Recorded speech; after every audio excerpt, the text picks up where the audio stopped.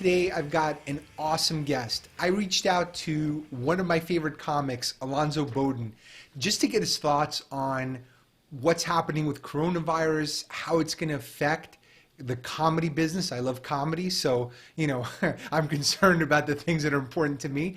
But the conversation turned into so much more. He's such a sharp guy, and he has a secret past. He used to work for Lockheed Martin. So not only does he have that intelligence, but he's such a calm guy. He's like the big brother we all need in a time of crisis. Anyway, I think you love the conversation. We didn't even get to the business stuff until probably 35 minutes in, so feel free to jump ahead if that's what you're looking for. But we had a great and pretty controversial and funny conversation, which I think you'll enjoy.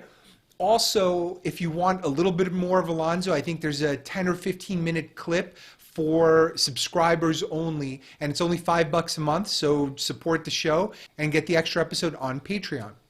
That's it. Here's Alonzo.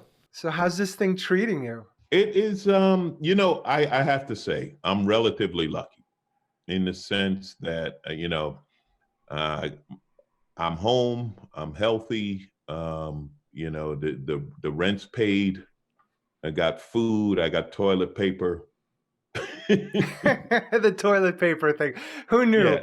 Countries that have big shortages of toilet paper have huge surpluses of assholes. Yes, good way to put it. The funniest thing to me, so when this really blew up, for lack of a better term, I was in Cape Town. I was doing a Cape Town Comedy Festival, and it was relatively safe down there. Their first case was March 5th, right? So I came home on March 9th, and I told everyone, who would think I would leave Africa, come to America, and get in line to buy toilet paper? Yeah, we're getting some of those third world flavors here, which you wouldn't think would be the case. But I think the absence of adversity has masked a lot of things for us.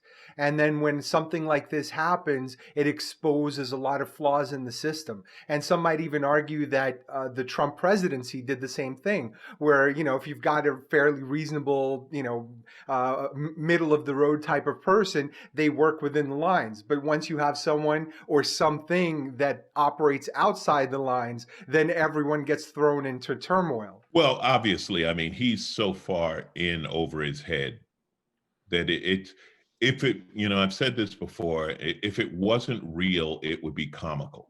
The sad part, it's real. And it's almost like you almost have to admire his ability to do everything wrong. Like you would think that someone would accidentally make a good decision or be human or show some empathy, just maybe, but it's no, like literally every opportunity to make a decision, it's like, well, how can I do the wrong one? And now, of course, with Jared Kushner in charge, we have nothing to worry about, right? It's funny with Jared, they keep throwing him at every global problem, and none of them have been solved yet. The analogy I used, and this wasn't fair to this guy, there was a baseball player on the Yankees when I was a kid. His name is Bobby Meacham, and he played every position, but not well enough to win with. So he could play shortstop, he could play second, he could play center field, but you're never going to go to the series with him starting at those positions. Right, but the thing with Kushner is the Yankees didn't go down to A ball. That's true. They didn't go to A ball and say, who do you have here who's not going to make it, but who has an uncle who's a coach in the biz, right? Somebody said something to me today, and again, if this wasn't real, it'd be funny. It was like, here's the problem with picking Jared Kushner. Did you have to pick the most sickly looking person to put in charge? Did you actually have to choose someone who doesn't look healthy at all? I want our next president or our next chief of emergencies to look like The Rock or be The Rock. Because you need someone who looks like they'll survive anything and will pull us out if they have to. You know who I want? I want someone whose name is Dr. Fill in the blank. How about that? How about in a national or perhaps worldwide health emergency, we put in someone whose name begins with doctor. Yeah, yeah, that's not a crazy thought on your part. Who do you think is doing better in this? People with families who are now like deep in it, like 2 weeks in, and probably thinking about new families, no families, running away. And then people like yourself who are single, bachelors, guys who can do what they want with their time but are alone. So funny you asked that right now because I just I have a friend and we do this Marco Polo. We have this running conversation, like she'll send a message, then later on I'll get back. So had a whole thing of, I wish I weren't single during this pandemic.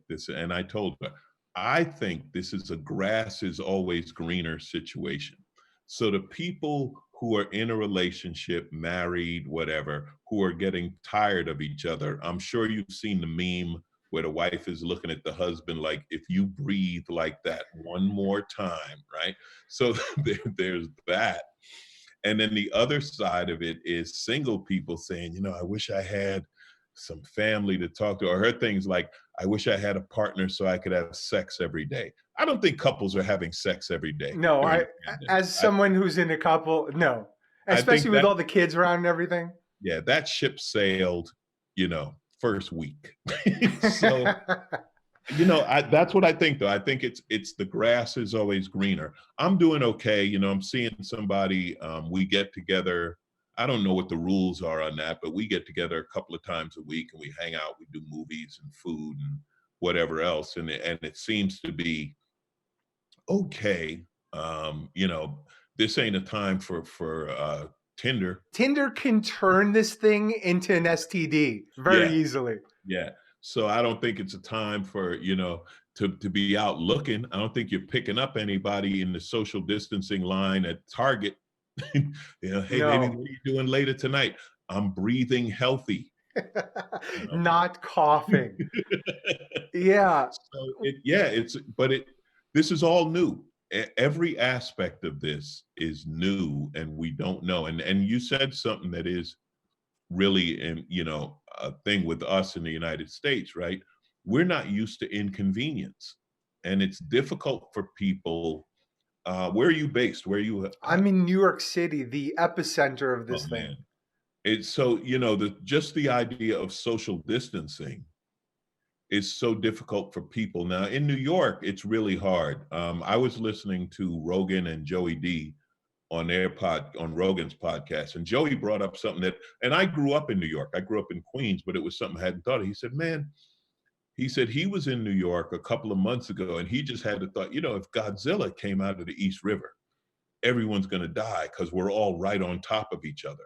And that's the thing about New York. The population density obviously makes it so much more difficult than here in LA, where we're used to being in our cars and we got some distance between us. So it's a little bit easier. But the problem is, like, the beach, initially beaches and parks were open. They said, you go outside, exercise, whatever.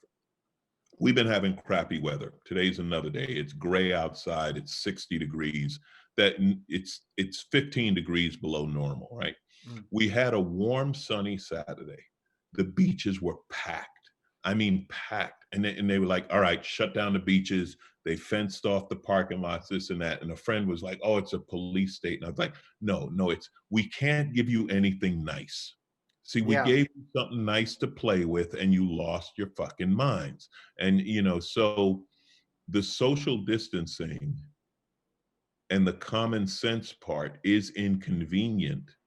And therefore, some people just choose to completely ignore it. And you see it all the time. You're like, what the hell? One of my favorite videos, I have a cousin who lives in Brooklyn. She had some video of somebody was literally inside a plastic bubble walking. And like the bubble was rolling and it, like, the question has really come up. Are we inherently good or are we inherently bad?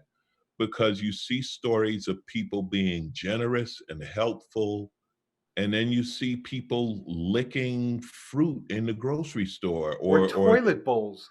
the people Zoom bombing meetings. Like, why are you dropping racist stuff and porn into a 12-step meeting where people are trying to keep their sanity, So, Yeah. man, I don't know. I don't know which we are. I honestly don't know which we are. You know who won over my heart? I have sort of a libertarian section. Libertarianism is a good seasoning. It's not a great main course. But, when I was thinking about what the Swedes did, the Swedes just said, look, just be smart about it. Wear a mask, wear gloves, don't go into big gatherings, but we're not going to lock you up. And they have this level of trust in their society that's just inconceivable here. And so when I saw how they reacted to this crisis, I'm like, I think I want to live there, you know? Well, and it's funny you mention that because I have a good friend. She's from Sweden, and we talk about this. For one thing, they don't have this inherent distrust and hatred of the government. Now, Yeah, granted, the government there is probably not as corrupt and insane as ours, but that allows you. But you also have leadership, right? If yeah, if in the if in the very beginning, this is just what I think. If we had a leader who came out and said, "Okay, look, this is serious. We don't know how we're going to deal with this, but we got to get through this together. So we need you to don't panic, don't hoard supplies. We have plenty, but we're asking you to take it easy, take a step back." And some common sense and honesty would have made it easier for people to cooperate. And I think when you have countries like Sweden, Norway, or whatever, they have that. I have a friend who lives in China, and he lives outside of Shanghai, and they're kind of on the other side of it. He said in his yeah. town, the businesses were starting to open back up and people are walking around. And he said, well, it was because when it started, we went home. They told us the virus transmits by contact, so we stopped contacting each other. And he said, now we had experience with SARS, but you didn't have people on the beach at spring break saying it's all fake. You didn't have Rush Limbaugh on the radio saying this is some Democratic deep state plot. And let's talk about that for a minute. The Democrats can't pick a candidate. And yet somehow you think they were hidden in secret labs coming up with a virus. So that kind of stuff, it's what makes it so difficult for us to do versus other countries. And even now, when you still have states, all Republican governors, by the way, and that's not a coincidence, but where they're taking no measures. Well, those people are going to be traveling. Like this is traveled because people go to a spring break party. People go to a mega church and then they go home. Louisiana is dying. It's like, okay, listen, God gave you a brain. God gave you a lot. I'm not knocking religion, but one of the things God gave you is a brain. How about use it? How about don't go to church so that you don't bring it home and give it to your family who goes to the grocery store and gives it to somebody there who gives it to, because they show that is exactly how it's being Yeah. spread, right? So just, listen, it's inconvenient for everybody. Stay home, go to the store, get some food, go for a walk, go for a bike ride. That's okay. And they tell you that's okay. But let's not have 500 people in a church, Yeah. you know? Yeah, it's crazy. Well, I had Pastor A.R. Bernard on my show a couple of weeks ago before this whole thing went down. And he has a mega church here in New York, huge membership, I don't know, 20, 40,000 members, I think. And the first thing he did is shut it down. I mean, he's got a level of integrity where he's like, okay, listen, I'm not going to endanger people. And there's this sort of weird I just can't relate to it. There's this thing that happens in some of these religious communities where they defy truth, they defy logic, and how much of it is also driven by commerce. Because once you have that mega church, it's a business, and Yeah, and but they got to stay open on some you level, they got to they want to keep passing the plate, but you know what? We got Venmo. right? You can pass the plate digitally. And some of these people, and we were joking earlier about Kushner and Trump and these guys. Honestly, I wish somebody would say to them, okay, listen, how much money do you need? Like, you're in this for the money grab, right? Like Kushner is talking to these companies owned by big Republican donors and so forth. And I said this during the war when we were dealing with Halliburton and Cheney. It was like, can't we just say, okay, how much money do you need? How about we write you a check and you go away? Like you're Yeah. in for the money. So if you need, $100 million over here, just take that. Now move out of the way so people who can really work. So, the thing with Kushner, it's like, listen, we know this is a money grab. You're going to buy masks from your My Pillow guy or whatever. Yeah. Okay, just do that and take your money and get out the way and let people who really care and know what they're doing get involved. It's the same thing with the mega church. It's like, all right, listen, we're going to send someone, they're going to set up a Venmo account so you can rob these people digitally. It's seamless. Right. And just do it that way. The sad thing about religion, any religion, there are good people. There are people who really believe, people who really want to help, people who believe in the principles of the religion, help others and share. But unfortunately, there are people, I say, they're in the business of religion. Right. And they're the ones who are in it for the money. And they're like, this is a tax-free money grab. I was just watching a video a friend posted of one of these mega church guys, and he's on stage yelling, I demand in the name of God, COVID virus be gone and stuff like that. And it's like, oh, well, I guess we don't need doctors. I didn't know Right. we were going to demand it. We should be fine. It's sad. It's sad because people believe these people and they take advantage of those. They take advantage of those who believe. That's the saddest part. Do you also fear the radical opposite? Because I see a lot of callousness on the extreme godless end. So I'm an atheist, I guess, but I'm not one of those people who walks around preaching my thing or yelling at people. I really don't care. In fact, that to me is the best definition of atheist. You sleep in and you're good to go. So when I see the callousness on the other side, where you don't think twice about getting someone fired online based on something they said, or you go after someone viciously, like, yeah, you're a non-believer and you believe maybe that the government should take care of people, but the likelihood that you're going to do something kind or merciful towards someone else is also very low. So I fear the other extreme as well. Well, extremes on both sides are ridiculous. Yeah. So what you're saying, like whether it be the person that wants to punish you for believing in God, like if you believe in God, that's fine. You don't get to, I don't think you should get to push your beliefs on other people. But at the same time, I don't think other people have the right to tell you not to believe. That's a personal thing. And yeah, and as far as the punishment, listen, I'm a comic. If I'm going to be held accountable for stuff I said 10 years ago, now, mind you, I wish somebody would, because I could use a scandal and I need the publicity. That's right. You need the money these days. You need the Venmo. Right. If you can go through my old feeds and generate some publicity, and because I made a joke in 2008 that you really don't agree with, I was very anti-pirate in '08, very anti-Somali pirate. So if you're pro-Somali and you think I'm very cruel to poor people, I'll take that. You didn't have anything pro SARS, did you? Nothing.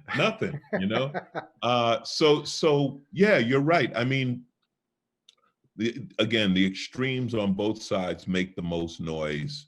Let's take guns. Okay, let's go to a something non-controversial like guns. Let's go for it. Yeah, non-controversial. Yeah. I'm a common sense. I believe in common sense. I'm not anti-gun. Now I'm anti. You need an AR-15 with a 50-round clip for self-defense. Yeah. I always said, if 50 people are trying to kill you at the same time, maybe it's you.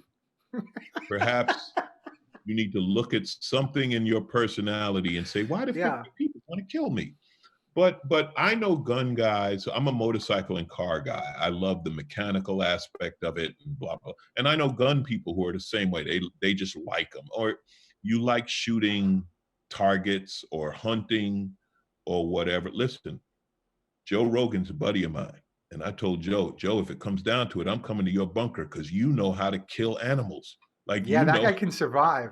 know, you know how to survive. I'm gonna bring a bottle of water and say, Joe, let's go get an elk. Yeah. Yeah, I'm I ready got to no apprentice problem for with it. anyone who, well, that's the thing about hoarding stuff. You're just storing it for the person who has the weapon. Right, right. And I have no problem with that. But when you get these people that, yeah, I need a bazooka for home protection, or I need, and listen, I'm like, look, you register your car. When if I sell my car to you, I tell the government, hey, I sold him my car. I'm no longer liable for it. It is now his responsibility. No one has a problem with doing that. Yeah, The, the government has never come to your house to get your gun. This has been something they've been selling them on since I don't know when. The entire Obama administration, the government was coming to your house. They never once dropped by and said, "Give me," right. So, but at the same time, the other extreme saying no one can have a gun, get rid of all. Well, that's not right either.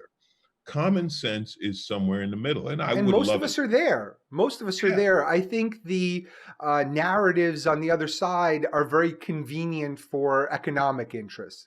right. So you've got the NRA on one side, you've got, the Democrats using the fear maybe to fundraise or, get their people in office. So there's a lot of power games and a lot of people caught up in the middle, basically suffering from, an inability to have the same level of trust that Sweden has. Yeah, and trust and common sense. Just intelligence. So speaking of intelligence, you are a very stealthy kind of guy because not only are you an intelligent comic, but you have a secret, dark, let's call it corporate past where you worked for Lockheed Martin. So you were, if I'm not mistaken, an engineer, right? Well, I was. They were nice enough to give me the title. All right. I was a mechanic and I became an instructor. And I like what you said because um, Eddie Ift, who's a great comic and a great friend, he's like, "You're kind of an undercover nerd, aren't you?" You are. That's what I love about your comedy. There's that undercurrent of a guy who could piece together a plane Yeah. in a So pinch. I'll tell you one of the things I learned back then. So my first job was working at Lockheed on the stealth fighter, the F-117. And it was all top secret. And, we had to get a security clearance. You worked in a blacked out hangar, no windows. Once you went in, you couldn't come out during the workday, blah, blah, blah, right? All top secret. And what it made me think was like, hey, if we're doing this, Rockwell is doing this, and Northrop is doing, like, we're not the only ones. There's a lot of secrets going on. Now, the reason that goes on, and where there's, I hate to use the phrase trickle down because trickle down economics was a whole con job, Yeah. but this, I'll tell you how it works. I'll tell you how that technology affects you and why the government does it. Everything on your car came from aerospace. Anti-lock brakes, GPS, traction control, all of these things were developed on an airplane umpteen years ago. You see, that's how they do it. It's sad, but, and this is just an opinion. And remember, I have a minuscule knowledge as far as the secret ops of what's done, but I will tell you this: some of the greatest brain power we have is dedicated to killing people, in the sense that these scientists are developing stuff and they develop it under the guise of defense and weapons because that's where they get the money. But it's unfortunate. I said, like, when they talk about bullet trains, right? I think if you went to Lockheed Martin or Northrop, companies that had developed a radar proof airplane or a hypersonic plane, and said, hey, we need a train that can travel at 300 miles an hour. Here's $10 billion. You think they couldn't do that? Like, Yeah. they have the brain power. I think, and again, this is where the extremes. I'm not saying cut the defense budget to zero, but maybe take a hunk of that R&D money and move it into civilian use for like I say, maybe hyperspeed trains or a new energy source. Listen, I hate even using this word. The president, when when he goes to West Virginia and says, "Yeah, we're going to start using coal," no, we're not. Okay, I Yeah. haven't seen a coal-powered car rolling off the assembly line in a while. You know what I mean? So instead of being that ridiculous, go to West Virginia or whatever, and these people need to wear and say, "Hey, we're going to develop this new technology, and we want you guys to help build this." You know, that's reasonable, and that doesn't mean that I hate Jesus, because that's what it is. Like, you don't want to buy coal, well, you must hate Jesus. Well, No. this is where our misallocation of resources says a lot about our society, because whether we signed off on it by allowing it to go on, where we're not investing in healthcare for people, we're not investing in the innovations that you're talking about, and the kind of long-term R&D that we used to develop that gave us the internet and gave us a lot of space technology that ended up in consumer technology, as you talked about. We don't do that anymore, and I think that list of priorities is an indicator of rot. And then the question becomes, is it too late? Can you get rid of the termites after they've eaten the foundation and expect the house to stand? I don't know, man. You know what you call rot, I call insanity. I mean, we've reached a point where intellectual is an insult. You know, it's like that's mind blowing that you being smart and going to MIT is a bad thing. You know, they held Barack Obama's intelligence against him, and you're like, what? You know, the mainstream media. Look, CNN and MSNBC or whatever, they don't do the best job, but they're not near as far left as Fox News is right. You know, I don't like the false comparisons we make. You know, the New York Times is a very good informative institution. And if you're sitting somewhere and you're like, the New York Times is lying, like, no, they're not. You know, but we've reached this point. So when you say, can we come back? I don't know, because we've demonized intelligence. How do you come back from that? How do you, when you have people who look at something actually happening in front of them and just say, no, that's not real? I don't know how you come back from that and get us back to some level of reasonableness. I did an episode called Why Our Future is Belief. And what I attributed this to is a decoupling of truth and survival. So, for example, if you're someone who, lived in, the olden days where you had to know, is there a predator in the village? Is there a storm coming? Are there invaders coming in? Even if you were illiterate, you needed as much data as possible to survive.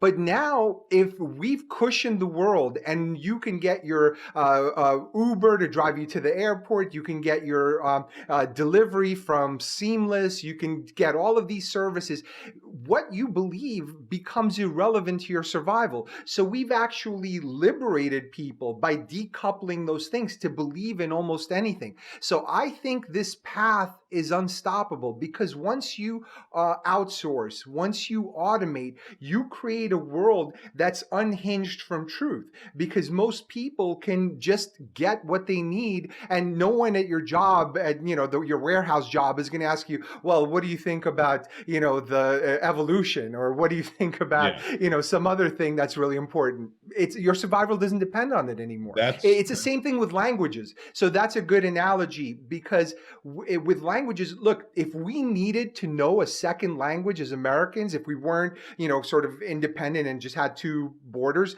we would learn them. In Europe, you have to. It's a survival skill. And so I think in the absence of the need for that survival, we can unhinge and float away from truth almost in perpetuity. well, that makes a lot of sense. And you know, we're dealing with it right now, right? Because somebody said, you know, Office of Pandemic Preparation. We don't need that. That's just a waste of money, you know? And it's like, well, guess what? Guess what? That wasn't a waste of money, you know? So I think a friend of mine, he has a thing that, and I don't know who said it first, right? But it's like, imagine life would be easier if stupid hurt. Right, you need consequences. Right, but I think okay, getting back to what we were talking about, consequences for your actions. It's like, okay, if you want to run a mega church and you want to have hundreds of people go to this church, they're not eligible for health care. They sorry, but you're not allowed to put healthcare workers at risk because you felt you could go, you know, to this big event, right? Yeah, there should be consequences if you don't believe, like if you don't believe in the technology, you're not allowed to use it. You know what I mean? Like, I hate the internet.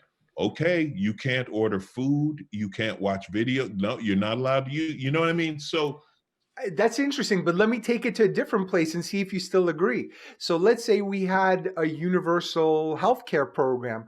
Would you then say, okay, people who are treating their bodies like crap and smoking or eating garbage, should they also be either excluded or should they have a differentially high price to participate in the program? no, they're going to participate because that evens out. That is, there's always going to be those extremes. Like in Canada, okay? There's smokers in Canada. They got junk food in Canada. They eat poutine. Right. Have you Who would have put you gravy on seen cheese? that? That's got to be a Right. crime of some kind. That's your heart is basically saying, okay, I'm just going to stop because I'm full of cheese, curd, meat, and potato. You know what I mean? I think those kind of things even out over a population. So yeah, I think that would be okay.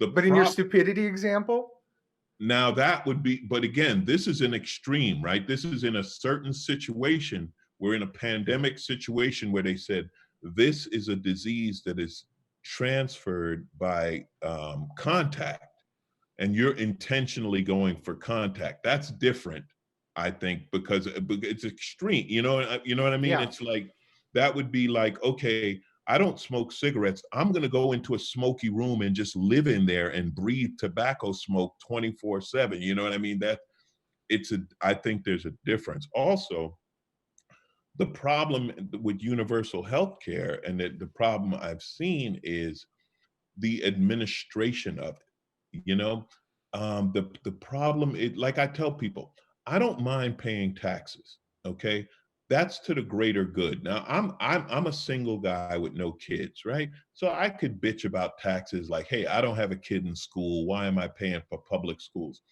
I'm paying for public schools because it does the society good to be educated. It's yeah, now the problem comes when I have a congressman stealing his part and this administrator taking, you know what I mean? yeah. Listen, how much of our medical problem, I know doctors, you know doctors, we all do. How many of them say the problem is this 8 levels of administration that they have to have? Yeah.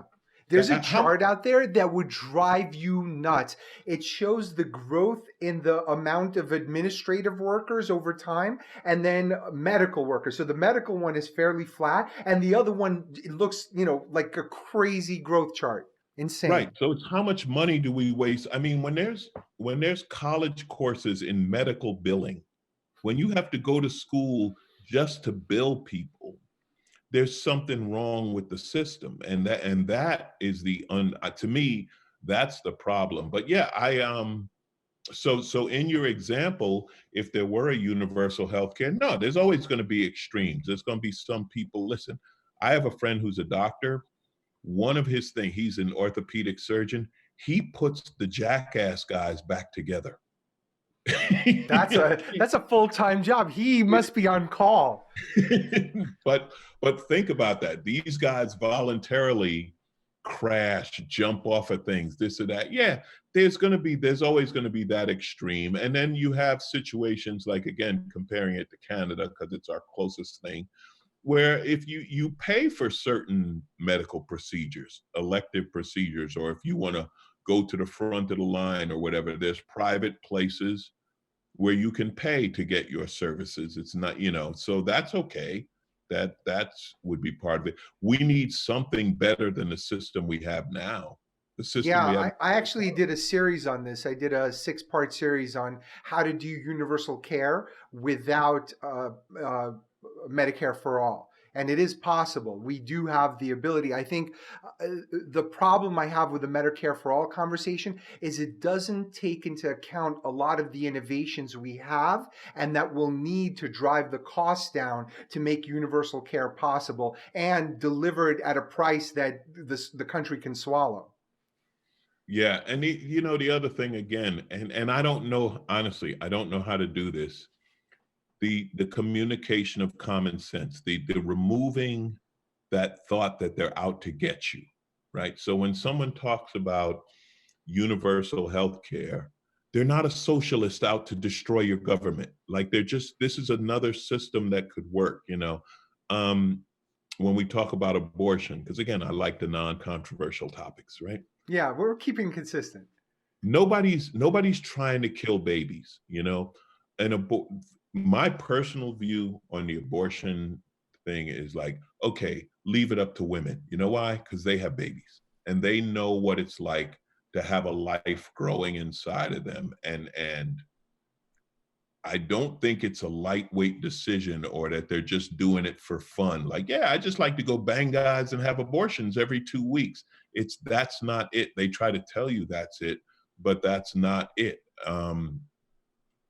But we have the people who are arguing aren't the people involved, so Yeah. let the people involved.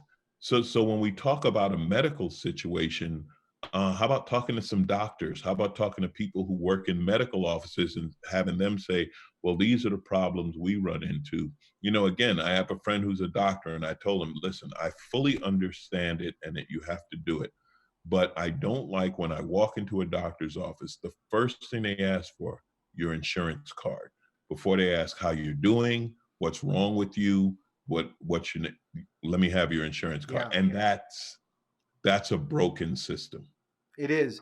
And, when you were talking about abortion, I remember seeing a chart not too long ago that showed that whatever we have been doing has been working because abortions have been on the decline.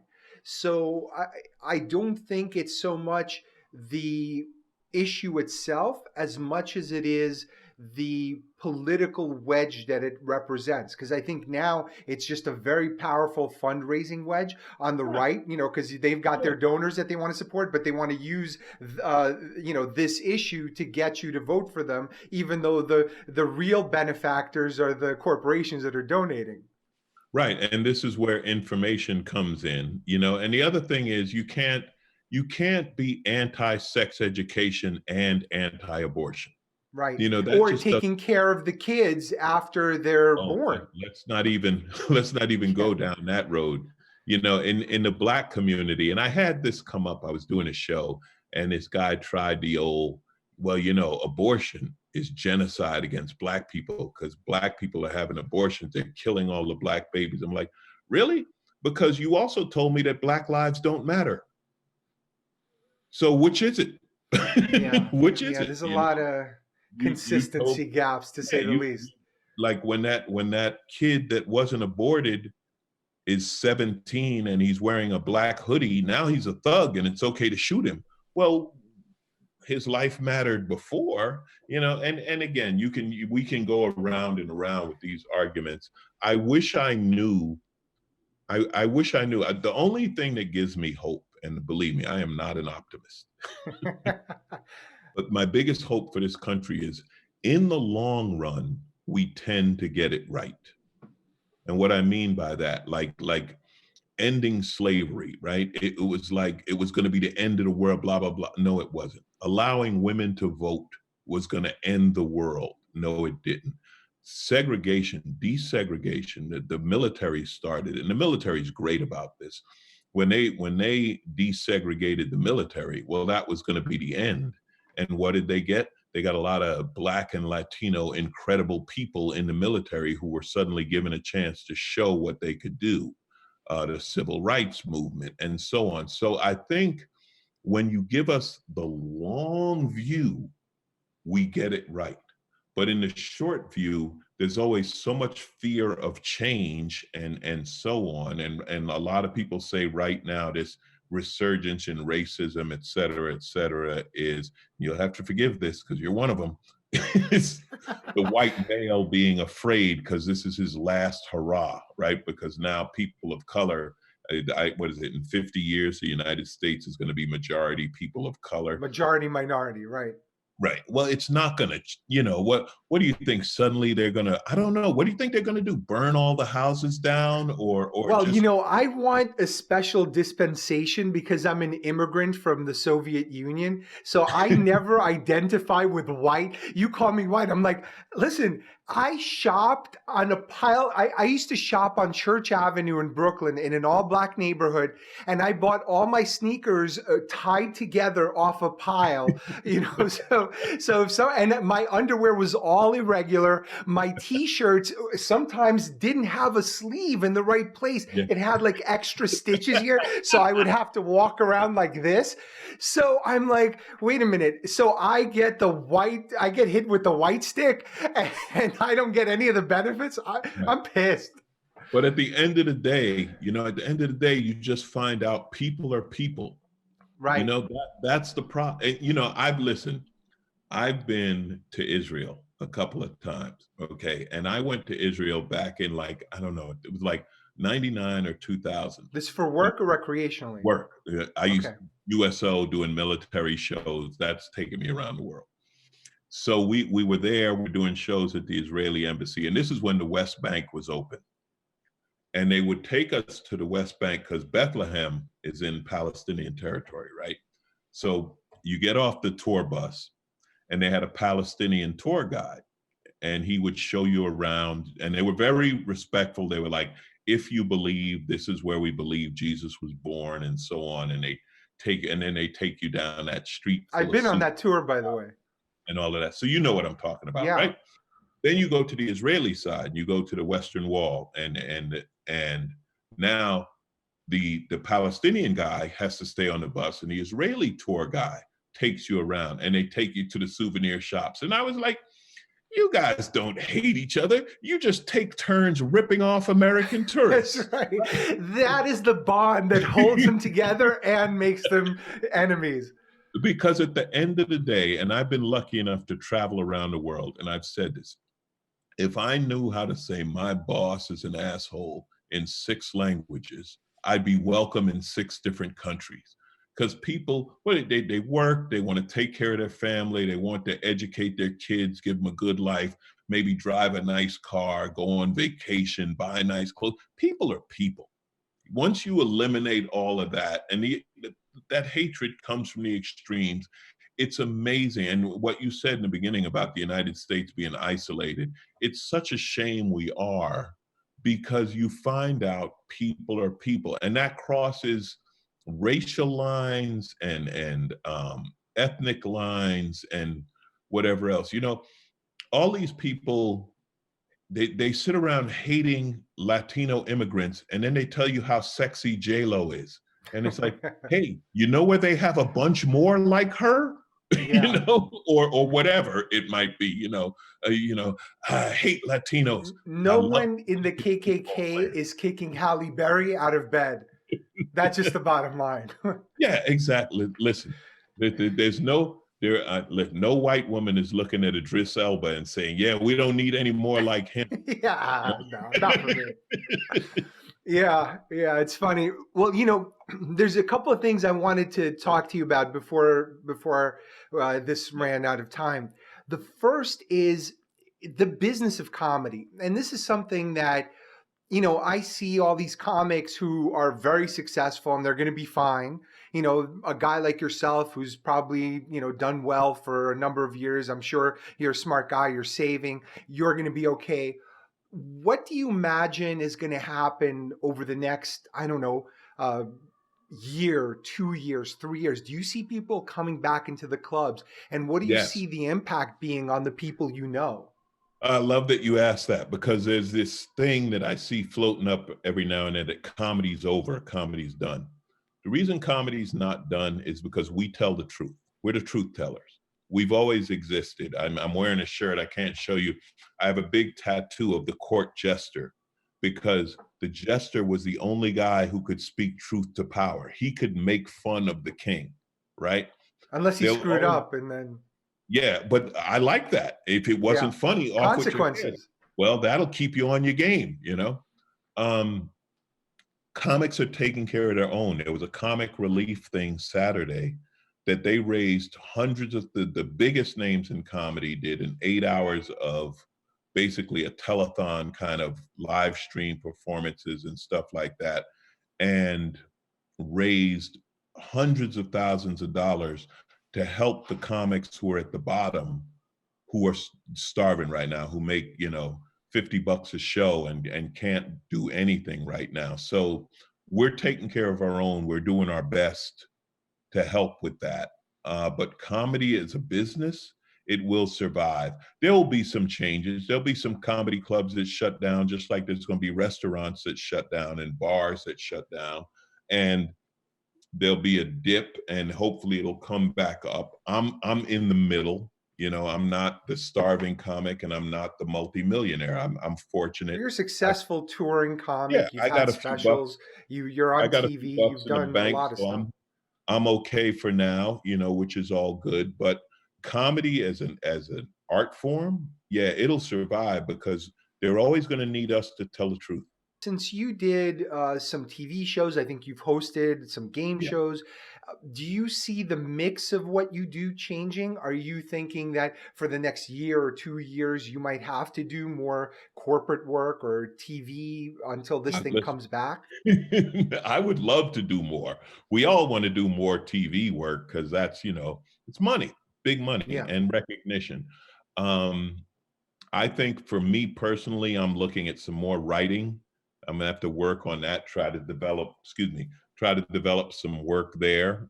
I What do you think want to yeah, write? Something other than stand up? no, well, maybe, but right now it's writing. I've already had people approach me about writing jokes and stuff like that. I had one guy, he wants me to write these haikus, you know, and I've Have you been written trying it. haikus before? It's kind of fun. It's kind of fun. They're comedy haikus, and it's something new. So yeah, there's going to be some reinventing and finding new work and trying to generate new forms of income. And also, this is becoming a thing.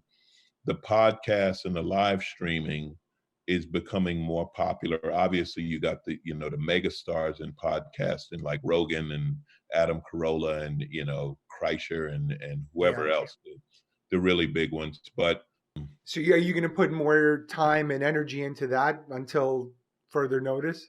yeah, I mean, you have to because that's our outlet, that's our business, and monetizing it. See, that's the part that's more difficult, and that's where you need the business people to help you figure out and learn how to monetize it. And unfortunately, the platforms are controlled, so YouTube and iTunes and stuff like that, like they're making the money, and Yeah.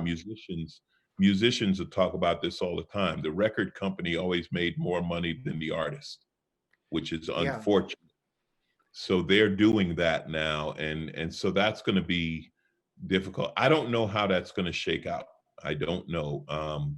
I'm just going to try to do what's in front of me, do the work, and Yeah. and hopefully make a few dollars. Well, there's a guy in your community, Andrew Schultz, who I remember talking on someone's podcast, might have been Rogan or Bert Kreischer. He was starting to build a platform for comedians to directly market to audiences. So his goal was basically at the time to circumvent what Live Nation was doing, because essentially you're giving them a piece of your take, in exchange for them to getting all of your audience and being able to market to them in perpetuity for their own stuff rather than connecting the artist to the audience directly. So that was his premise. I don't know how far he got or whether he has thought about repositioning it around this new world where stand-up dates may be few and far between for the next year. But he might be a guy you want to reach out to because he's got a great business mind. Yeah, there are some people who are brilliant at that. And the thing about the Live Nations and agents, managers, etc., they're the gatekeepers.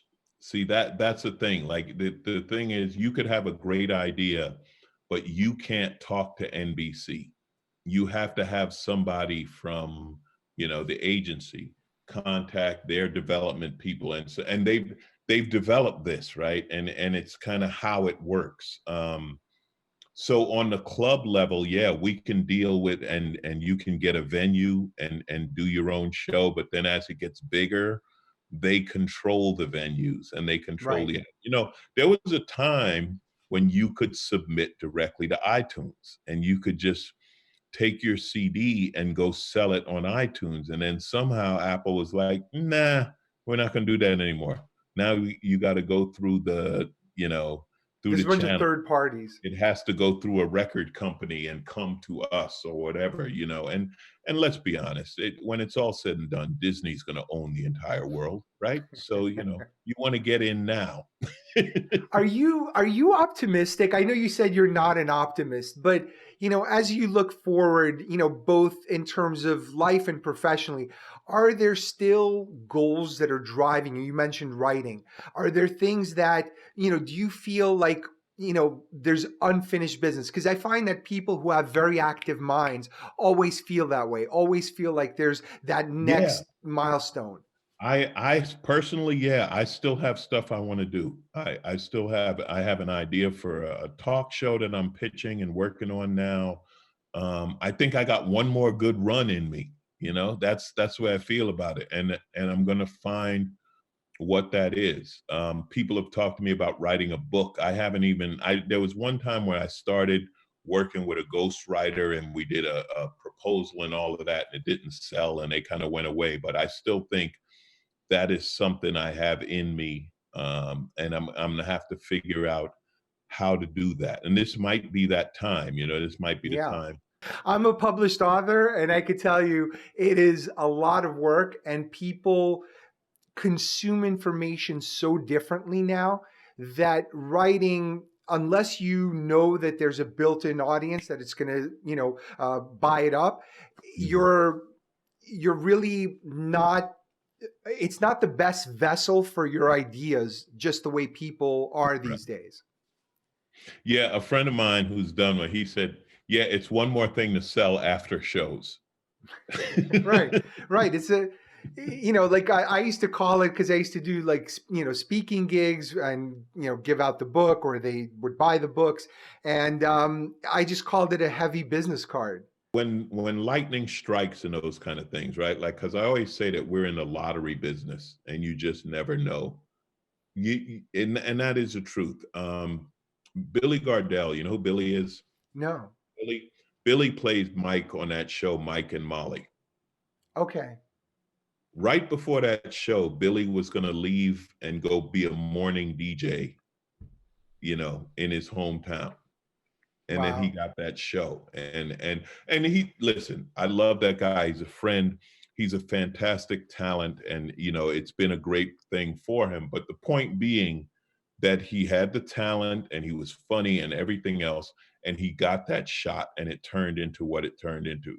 So what I mean is, in this business, you never know when something like that is going to happen. And that's what I call the lottery aspect of the business. A friend of mine who worked with Robin Williams said Robin told him one time, you keep trying to make it until you don't. And the other side of it is the more practical side. What the hell else am I going to do? I mean, this is my Right. You passion. got no kids to babysit. My friend Rich Scheidner, great comic, old school guy who's actually started doing this thing about the history of comedy, writes these great stories. He said one time, he said, look, I got funny and a driver's license. Those are my qualifications. And right now, we can't even Uber. At least you used to be able to at least use the driver's license to get an Uber gig. That's gone. So what else are we going to do? You said luck, and I think more than ever, you're empowered to manufacture it in a way that you weren't before. A perfect example, you mentioned Bert Kreischer before. Now, Bert Kreischer is a guy who, through sheer force of will, between stand up and these shows on the Travel Channel, which, I never watched, I wasn't even aware of him until, he came up on Rogan. Same with you. That's how I learned about you.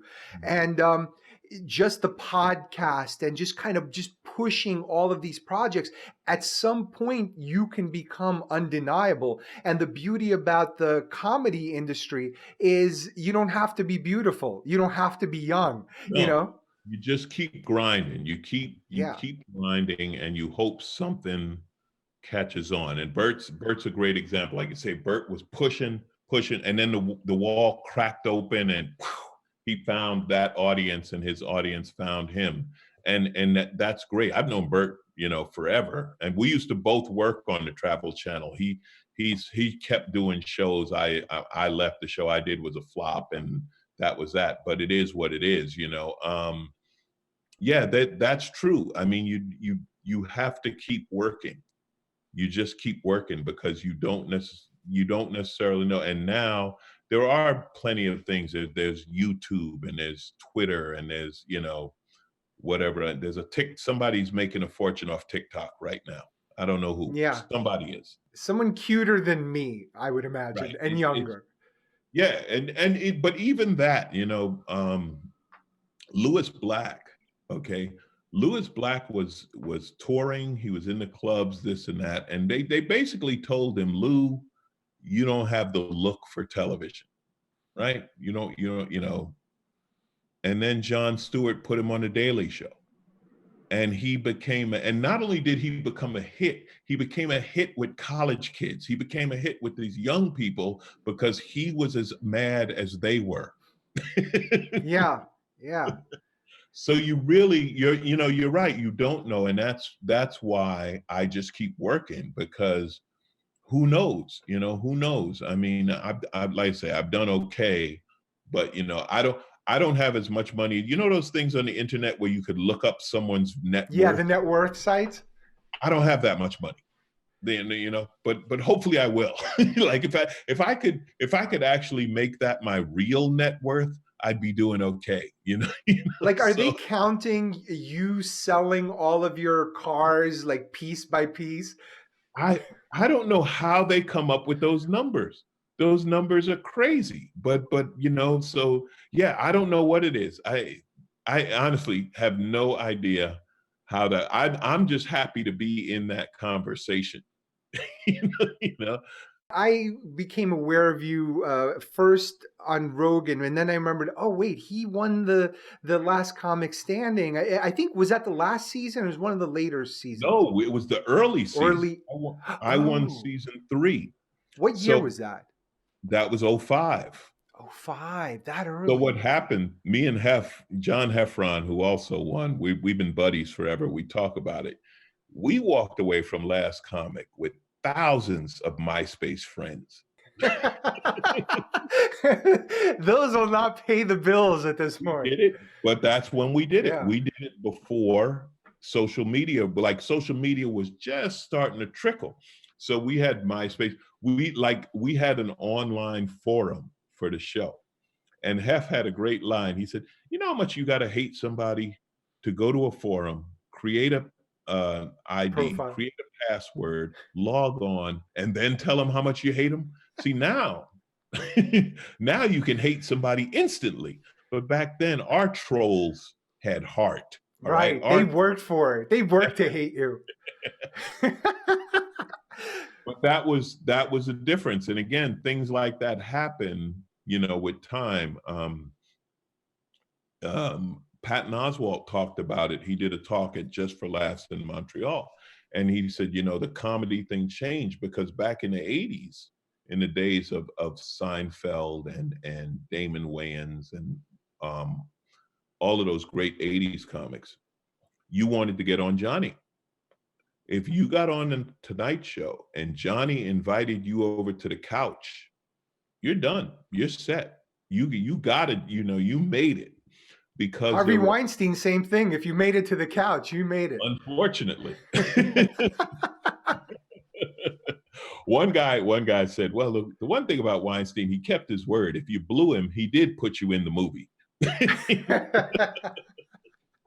Well, I think it was one of the roasts where Adam Carolla did a whole routine about what does it say about your industry when to get to the top, all you have to do is blow the fat guy. It's like you can't go into the hospital and say, "Hey, blow the fat guy," and now you're head of surgery.